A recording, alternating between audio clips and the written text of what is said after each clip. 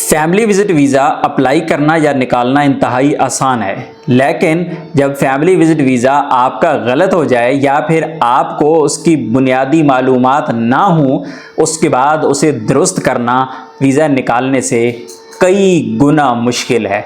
आज मैं आपको वो रिक्वायरमेंट्स बताऊंगा जो फैमिली विज़िट वीज़ा अप्लाई करने से पहले आपको पता होनी चाहिए, तब जाके आप अपना फैमिली विज़िट वीज़ा अप्लाई करें।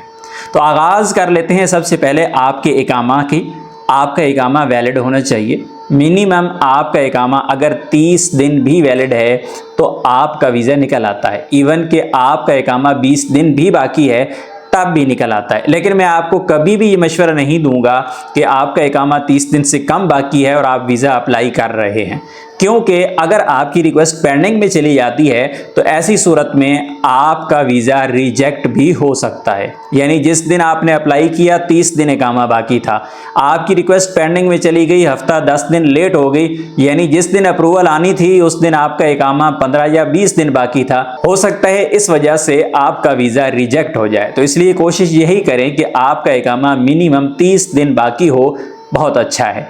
बहुत सारे लोग ये पूछते हैं कि भाई इसकी रिक्वायरमेंट तो 90 दिन होती है जब हम वीज़ा अप्लाई करते हैं या फिर हम स्टैंप करवाते हैं अपने मुल्क में।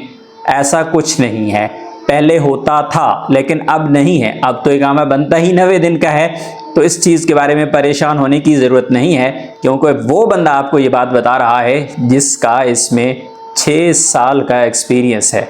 डरने की ज़रूरत नहीं है।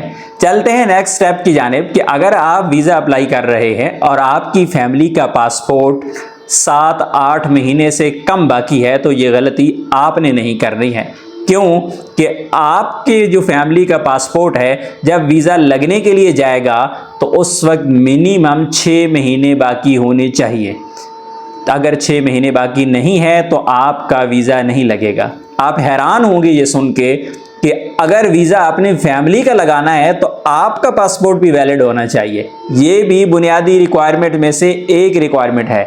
यानी आपकी फैमिली का पासपोर्ट भी वैलिड है, आपका इकामा भी वैलिड है, लेकिन अगर आपका पासपोर्ट वैलिड नहीं है तो आपकी फैमिली का वीज़ा स्टैंप नहीं हो सकता। आते हैं नेक्स्ट स्टेप की जानिब। जब आप अप्लाई करते हैं तो सबसे बड़ा जो मसला आज आ रहा है वो आ रहा है नाम का। लोग नाम गलत लिख देते हैं। लोग क्या करते हैं कि पासपोर्ट को नहीं देखते, वो कहते हैं कि मेरा नाम है फॉर एग्जांपल नज़ीर खान, वालिद का नाम है गुल खान और दादा का नाम है बहादुर खान, तो वो ऐसे ही लिख देते हैं। हालांकि उनको तो फॉलो करना होता है अपने पासपोर्ट को। आपकी फैमिली के पासपोर्ट पे जो नाम लिखा हुआ है उससे थोड़े सी भी इधर उधर खिसक गए तो आपका वीज़ा ख़राब हो जाएगा। सऊदी अरेबिया में एक बहुत बड़ा मसला है, वो ये है कि वो आपको एक जो वीज़ा है वो इशू कर देते हैं, है ना मसला। आपने पासपोर्ट गलत डाल दिया, पासपोर्ट नंबर, वीज़ा इशू हो जाता है। आपने नाम के स्पेलिंग गलत डाल दिए, वीज़ा इशू हो जाता है। लेकिन वही वीज़ा जब आपके मुल्क में स्टैंपिंग के लिए जाता है तो वहाँ पे जाके फंस जाता है। आ जाते हैं नेक्स्ट स्टेप की जानिब। आप शादीशुदा हैं और आप अपनी वाइफ का वीज़ा अप्लाई कर रहे हैं और अपने मुल्क के अंदर आपने अपना स्टेटस ही चेंज नहीं किया हुआ। आपकी वाइफ के आईडी कार्ड पे, उनके पासपोर्ट पे अभी तो उनके वालिद का नाम लिखा हुआ है। ये बुनियादी रिक्वायरमेंट्स में से एक रिक्वायरमेंट है कि आप पहले उसको चेंज करें। अगर आप चेंज करेंगे तो आपका वीज़ा इजीली स्टैंप होगा, अदरवाइज़ आपको मुंह की खाना पड़ेगी। आते हैं नेक्स्ट स्टेप की जानिब। अगर आपके बच्चों के आईडी कार्ड बने हुए हैं, यानी आपके बच्चों की पैदाइश चाहे सऊदी अरेबिया में हुई है या चाहे पाकिस्तान में हुई है और उनके स्मार्ट कार्ड बने हुए हैं, तो आप बेफाम तो बना नहीं सकते, और बेफाम नहीं है तो वीज़ा स्टैंप नहीं होता।